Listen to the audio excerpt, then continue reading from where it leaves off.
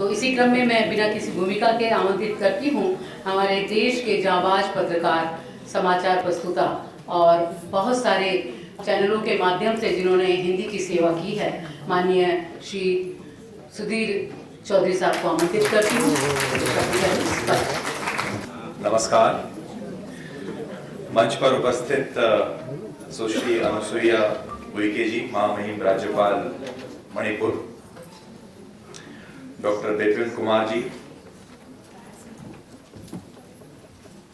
विनय भारद्वाज जी, अरविंद कुमार जी, पूज्य स्वामी चिदानंद सरस्वती महाराज जी, आपके साथ तो अक्सर भेंट होती रहती है, आपका आशीर्वाद प्राप्त होता रहता है, अरुण कुमार जी, दीपक ठाकुर जी और सच्चिदानंद मिश्र जी, और आप सब का भी मैं स्वागत करना चाहता हूं, क्योंकि आपसे ही हिंदी है और हिंदी को अगर लोगों तक ज्यादा से ज्यादा ना पहुंचाया जाए तो फिर एक भाषा जो है कमजोर होने लगती है।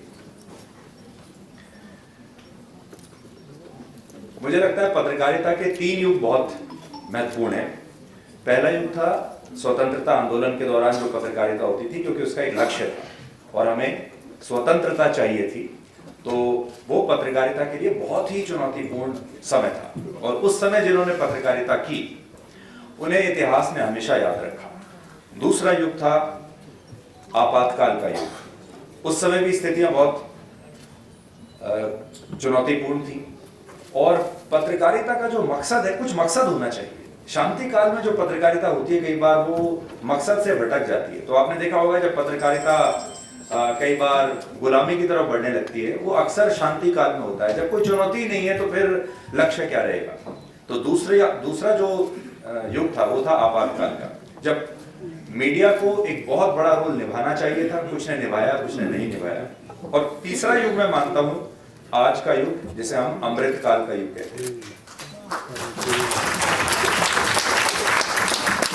और बहुत सारे लोग इसे शांति काल समझते होंगे क्योंकि कोई खास ऐसी चुनौती है नहीं सामने, लेकिन ये बहुत बड़ी चुनौती है। और चुनौती ये है कि इतने बड़े देश को, 140 करोड़ के देश को, हमें आजादी के 76 साल के बाद गुलामी की मानसिकता से निकालना है। तो ये गुलामी हमारे शरीर ने ले ली। 1947 में हमारा शरीर आजाद हुआ गुलामी से, हमारी सीमाएं आजाद हो गई, देश के रूप में हम आजाद हो गए। लेकिन मुझे लगता है कि मानसिक रूप से हम बहुत वर्षों तक, दशकों तक गुलाम ही रहे और इस गुलामी से अब निकलने का समय सही रूप से, मानसिक रूप से आ गया। तो मन हमारा अभी तक गुलाम ही था और मन को अगर हमें आजाद करना है तो उसके लिए हमारी अपनी भाषा को हमें आजाद करना होगा और हमारी भाषा है हिंदी। इसलिए ये काम बहुत ही चुनौतीपूर्ण है, ये काम बहुत ही महत्वपूर्ण है। आप सबको बड़ा हैरानी होगी, जब मैंने Indian institute of mass communication से जब मैं पोस्ट ग्रेजुएशन कर रहा था जर्नलिज्म में, पत्रकारिता में, तो मैंने इंग्लिश जर्नलिज्म किया था। तो मेरे पास जो डिग्री है वो इंग्लिश जर्नलिज्म की है, हिंदी की नहीं है। और मैं उस युग में पैदा हुआ था जब हमारे घर में जब मेहमान आते थे या किसी के भी घर में मेहमान आते थे तो माता पिता बच्चों को कहते थे कि बेटा अंग्रेजी में कुछ बोल के सुनाओ। तो आने वाले जो आपके मेहमान होते थे वो खुश होते थे और माता पिता बताते थे कि देखिए इतना छोटा सा बच्चा है और देखिए अंग्रेजी समझ लेता है, लिख लेता है। वो आपका एक सफलता का एक प्रतीक माना जाता था। फिर बड़े हुए और करियर चुनने का जब समय आया तो सभी लोगों ने ये बताया कि अंग्रेजी में अगर जाओगे तो ज्यादा पैसा कमाओगे, हिंदी में जाओगे तो कुछ मिलेगा नहीं। अब मेरे जैसा जो युवा था, आप क्या करेंगे? जैसा आपके शिक्षक बता रहे हैं, जैसा बाकी जो ज्ञानी लोग हैं बता रहे हैं, तो वही किया। अंग्रेजी में गए और अंग्रेजी पत्रकारिता में मैंने ये डिग्री ली। उसके बाद मैंने शुरू के 2 साल अंग्रेजी चैनल में ही काम किया। और उस समय जब मैं पढ़ता था तो मुझे बताया जाता था कि अंग्रेजी में ज्यादा पैसा है पत्रकारिता में, हिंदी पत्रकारिता में पैसा नहीं है। जो हिंदी पत्रकारिता करते हैं लोग इस बात को समझते होंगे, आज भी अंग्रेजी और हिंदी पत्रकारिता में पैसे के मामले में काफी फर्क है। तो 1.5-2 साल जब मैंने किया, उसके बाद मुझे ये फर्क समझ में आने लगा कि पैसा तो ज्यादा है लेकिन संतुष्टि नहीं। जिसके लिए पत्रकारिता शुरू की वहां तक, तो जिसके लिए आए थे अगर वहां तक पहुंच ही नहीं पा रहे हैं तो फिर इसका फायदा क्या है। और पैसा ही कमाना था तो कुछ और कर लेते। और उसके बाद फिर मैंने अंग्रेजी पत्रकारिता से हिंदी पत्रकारिता में शिफ्ट किया तो बचपन की जो सारी यादें थी, बचपन में एक खास इकोसिस्टम हमारा था। 70 के दशक में, 80 के दशक में, 90 के दशक में एक विशेष प्रकार का इकोसिस्टम था। यानी एक विशेष प्रकार की पार्टी का शासन है, सारे सड़क के नाम, पार्क के नाम, स्कूल के नाम, अस्पताल के नाम, हवाई अड्डे का नाम, सब एक ही तरह के, उससे आपको एक इकोसिस्टम, एक ही तरह के नेता, एक ही तरह के खानदान के नाम पर चलेगा, और हम उसी इकोसिस्टम में हम बड़े हुए। सोचिए कितनी बड़ी बात यह है कि उस इकोसिस्टम में हमारा बचपन, हमारी जवानी, सब कुछ 30-40 साल हमने उसमें लगा दिए, और अब उससे हमें कई बार मुक्ति का मुझे लगता है समय आया है। बड़ी बात यह है कि जो अंग्रेजी भाषा है उसे हमने मान लिया कि ये एजुकेशन की भाषा है, पढ़े लिखों की भाषा अंग्रेजी है, और जो एलीट क्लास है उसकी भाषा अंग्रेजी है। तो अगर किसी बड़े लोगों के क्लब में कहीं जाना भी है और आपको बात भी करनी है, तो शुरू में 3-4 शब्द, 3-4 लाइन अंग्रेजी में बोल के दिखानी पड़ती है कि मुझे अंग्रेजी आती है। जब लोग समझ लेते हैं कि भाई इसको अंग्रेजी आती है, और अब ये विकल्प के तौर पर हिंदी चुनकर हिंदी बोल रहे हैं, तो आपका वो ज्यादा सम्मान करते हैं। और नहीं तो आपको ये भी कहते हैं कि अरे आपको अंग्रेजी आती नहीं, इसलिए आप मजबूरी में आप हिंदी में बात कर रहे हैं। तो इसलिए मैं आपको ये बात कह रहा हूं कि एक इकोसिस्टम है। जब आप इन सेमिनार रूम से, इन हॉल से जब बाहर जाएंगे ना, जब आप बाहर इंटरव्यू के लिए जाएंगे, नौकरी के लिए जाएंगे, या जहां किसी ऐसे सभा में जाएंगे जहां आपको बताना है कि आप एक ज्ञानी हैं, तो आप बार बार हर रोज इस चुनौती का सामना करेंगे।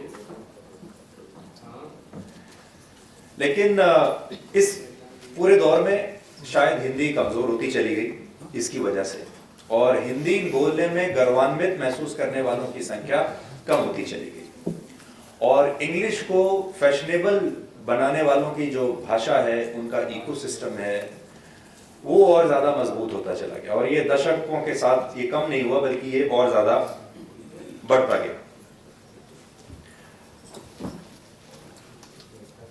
हिंदी न्यूज चैनल्स में जहां मैंने काम किया, हिंदी हमारी रोजी रोटी भी है, हमारा संचार का माध्यम भी है, आपके साथ रिश्ता बनाने का माध्यम भी है, हमारी मातृभाषा भी है। तो ये एक हिंदी का इकोसिस्टम है जो हमारे इस रिश्ते को आपके साथ जोड़ता है, मजबूत करता है। हर रोज जैसे मैं आपके सामने आता हूँ, अब आज तक पर आता हूँ, ब्लैक एंड व्हाइट जब करता हूँ, तो हिंदी भी अलग अलग अब लगातार, जैसे आप देखिए कि मेरे हाथ में एक स्मार्टफोन है, हर 2 महीने में इसका एक अपडेट आ जाता है, हर साल इसका एक और नया वर्जन आ जाता है, आईफोन 13, 14, 15, 16 लगातार आता है।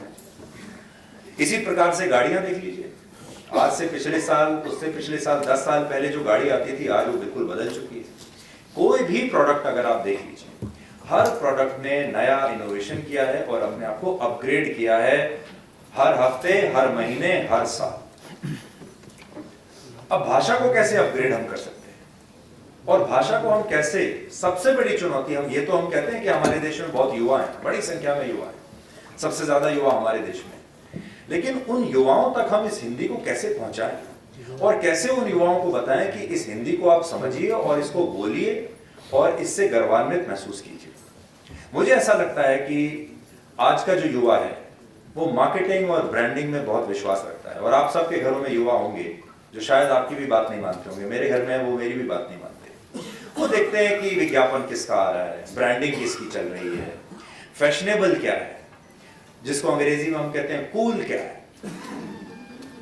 तो अब ये जो इतना बड़ा युवा है हमारे देश में, 25, 30, 40 करोड़ का, ये आप सोचिए, जो बच्चे अभी 10 से 15 वर्ष की उम्र में हैं, उनको आप कैसे हिंदी की तरफ या साहित्य की तरफ आकर्षित करेंगे ऐसे समय में जब किताबें खत्म होती जा रही है। अब कोई किताबें नहीं पढ़ता, सब कुछ व्हाट्सएप पर है, सब कुछ फोन पर है, सब कुछ डिजिटल है।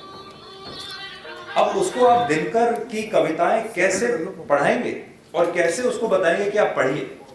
हमारे जमाने में तो अंदर से एक आवाज आती थी कि हमें पढ़ना है। दिनकर की कविताएं प्रेरणा देती थी, आग लगा देती थी अंदर। जो न्यूज चैनल आज काम करते हैं, जो पत्रकारिता आज काम करते हैं, उस जमाने में उनकी कविताएं वो काम करती थी, वो आपको बताती थी। और उसके लिए आपको 1 घंटे का शो देखने की जरूरत नहीं है मेरे जैसे किसी व्यक्ति के साथ। आप दिनकर की एक कविता पढ़ लीजिए 100 शब्दों की, और वो कविता आपको कई दिनों तक, कई महीनों तक, या हो सकता है जीवन भर आपको बेचैन रखे। वो कविता आपके सोचने समझने के तरीके को बदल देगी। शब्दों के अंदर इतनी ताकत होती है, लेकिन अब शब्दों के अंदर वो ताकत खत्म हो रही है। जो ताकत पहले एक शब्द में होती थी, अब वो ताकत पैदा करने के लिए 100 शब्द बोलने पड़ते हैं। उसके लिए हमारे जैसे लोगों को टीवी पर तस्वीरें लगानी पड़ती है, म्यूजिक लगाना पड़ता है, स्पेशल इफेक्ट लगाने पड़ते हैं, तब जाकर वो जो इफेक्ट है वो दर्शक के दिमाग में आता है। तो बहुत बार हमने ये देखा कि साहित्य जब हम बात करते हैं तो हिंदी के जो दूसरे व्हीकल्स हैं, जो माध्यम है, उन्हें हम थोड़ा हीन दृष्टि से देखने लगते हैं। तो हिंदी का एक जो छोटा व्हीकल है वो है news channel, Hindi news channels, जिसमें हिंदी का वो स्तर नहीं आपको देखने को मिलेगा जो आपको अच्छे साहित्यकारों की कृतियों में देखने को मिलेगा, क्योंकि हमारी जो हिंदी होती है वो वर्किंग हिंदी होती है। और हमारी जो चुनौती है वो ये है कि किसी भी प्रकार का दर्शक हो, चाहे वो पीएचडी किए हुए दर्शक हो और या फिर बिल्कुल ही अनपढ़ दर्शक हो गांव का, वो बात हर व्यक्ति को समझ में आनी चाहिए। आपको एक उदाहरण देता हूँ। आजकल कनाडा के बारे में कितनी बातें हो रही हैं, जस्टिन ट्रूडो के बारे में कितनी बातें हो रही हैं, G20 के बारे में कितनी बातें हो रही हैं। अब आप सोचिए कि हमारे उत्तर प्रदेश या बिहार में एक सुदूर गांव में जहां बिजली भी कभी कभी शायद आती हो, वहां आपको एक ऐसी वृद्ध महिला जो 80 साल की है और जीवन में ना पढ़ी है ना कभी स्कूल गई है, उसे कुछ नहीं पता, उसे आपको G20 के बारे में बताना है, कैसे बताएंगे? पश्चिम बंगाल की एक महिला है या एक पुरुष है 80 साल के, उन्हें G20 के बारे में बताया, जस्टिन ट्रूडो के बारे में उनको बताना है, तो कैसे बताएंगे? आईफोन का एक नया वर्जन आया है या आर्टिफिशियल इंटेलिजेंस के बारे में कुछ बताना है और उस वर्ग को अगर आपको समझाना हो तो कैसे बताएंगे? उसके लिए आपको अपनी भाषा में सरलता लानी पड़ेगी, उस भाषा के स्तर को थोड़ा सा नीचे लाना पड़ेगा ताकि वो वहां ज्यादा से ज्यादा लोगों तक पहुंच सके। और इसलिए मैं आज ये बात आपको कहना चाहता हूं कि भाषा को बदलने के लिए ब्रांडिंग, मार्केटिंग, सोशल मीडिया के टूल्स, टेक्नोलॉजी, इस सब की बहुत आवश्यकता है। अंग्रेजी आज इतनी बड़ी भाषा इसलिए बन पाई क्योंकि आज भी हम अंग्रेजों के दिए इकोसिस्टम में चल रहे हैं। उन्होंने इस भाषा की जो ब्रांडिंग की, इस भाषा की जो मार्केटिंग की, सारे बड़े बड़े जो टूल्स हैं आपके, टेक्नोलॉजी, सब कुछ तो अंग्रेजी में है। तो आज हमें व्हाट्सएप चलाने में कोई दिक्कत नहीं होती। हमारे देश का अनपढ़ व्यक्ति भी व्हाट्सएप पर है, अनपढ़ व्यक्ति फेसबुक पर भी है, हमें उससे कोई दिक्कत नहीं। तो हमें हिंदी को असल में उसका एक नया मॉडर्न आधुनिक स्वरूप तैयार करके हमें वहां ले जाना है। तो मुझे तो ऐसा लगता है कि हिंदी के प्रसार के लिए हमारा साहित्य तो है, हिंदी के अखबार भी हैं, हिंदी चैनल भी हैं, लेकिन आज जो आप रील्स देखते हैं इंस्टाग्राम पर, जिसमें आप सबके बच्चे जो रील्स बनाते होंगे, यूट्यूब वीडियोस बनाते होंगे, वो भी हमारे प्रचार का एक माध्यम हो सकता है। व्हाट्सएप भी हमारे प्रचार का एक माध्यम हो सकता है। और जो ये हीन भावना है, मैं अक्सर हिंदी फिल्मों के जो बड़े बड़े एक्टर हैं उनके साथ मिलता रहता हूँ, उनके इंटरव्यूज भी करता रहता हूँ, तो मैंने देखा कि वो सब लोग काम करते हैं हिंदी में, हिंदी फिल्म में काम करते हैं, डायलॉग हिंदी के बोलते हैं, मशहूर हिंदी के डायलॉग से होते हैं, लेकिन जब इंटरव्यू देते हैं तो अंग्रेजी में देते हैं। और किसी ऐसे सेमिनार में जाकर ये कह देना कि my Hindi is very weak, ये फैशनेबल है। वो पहले ही आदमी आके आपको कहता है माफ कीजिए मेरी हिंदी थोड़ी कमजोर है, फिर भी कोशिश करूंगा, और फिर वो एक टूटी फूटी हिंदी में कुछ आपसे बात करता है, फिर अंग्रेजी में बात करता है, और लोग ताली बजाते और कहते थे कि कितना सरल आदमी है, मान लिया कि हिंदी उसकी, जबकि रोजी रोटी हिंदी से ही चल रही है, पैदा यहीं हुआ है, यहीं पला बड़ा हुआ है, यहीं से पैसा कमा रहा है, और हिंदी भाषी लोगों की वजह से ही आज यहाँ तक पहुंचा है। फिर भी बोलता है कि मेरी हिंदी थोड़ी कमजोर है। लेकिन यही हिम्मत इस मंच से कोई ऐसा व्यक्ति नहीं दिखा सकता जो ये कहे कि माफ कीजिएगा मेरी अंग्रेजी थोड़ी कमजोर है। ऐसा नहीं कहेगा कोई भी। और अगर उसने ऐसा कह दिया कि मुझे अंग्रेजी नहीं आती इसलिए मैं हिंदी में बात कर रहा हूं, तो लोग उसे शिक्षित मानेंगे ही नहीं। तो ये जो हमारी जो हर रोज की जो समस्याएं हैं, मुझे ऐसा लगता है कि इससे हमें निकलना होगा, और सबसे पहले अपनी हीन भावना से हमें उसके लिए बाहर निकलना होगा। अभी मैं G20 की पूरी कवरेज देख रहा था, मैं था वहां पर मौजूद जब G20 का ये दो दिन का समिट हुआ। दुनिया के सारे बड़े नेता जब प्रधानमंत्री मोदी से मिलने के लिए आ रहे थे, सब नेताओं ने ऐसे नमस्ते करके उनका अभिवादन किया, ऐसे सब के सब। इसका मतलब आप दुनिया को हेलो से नमस्ते पर ला सकते हैं, ये संभव है और यही हमारी चुनौती है। हेलो से नमस्ते पर कैसे आएंगे और नमस्ते को उतना ही फैशनेबल, उतना ही एलीट कैसे बनाएंगे कि नमस्ते कहना भी आपको वैसा ही लगने लगे कि भाई वाह। हम जब बाहर जाते हैं तो ये सोचते हैं विदेशों में कि इनके तौर तरीके क्या, पढ़कर जाते हैं इनको क्या खाना पसंद है, उनके टेबल पर कैसे खाना खाया जाता है, फिर उनके जैसा बनने की कोशिश करते हैं, फिर उनको सोचते हैं कि स्पेनिश में हेलो कैसे करते हैं तो वैसा सीख के जाते हैं, किसी और भाषा में फ्रेंच में हेलो कैसे करते हैं तो वैसा करके जाते हैं। लेकिन अब समय ऐसा आ गया है कि जब वो लोग हमसे मिलने के लिए आए तो वो पहले से पढ़ लिख कर आए कि हमारे यहाँ क्या नमस्ते है, हमारे त्योहार क्या है, हमें क्या अच्छा लगेगा।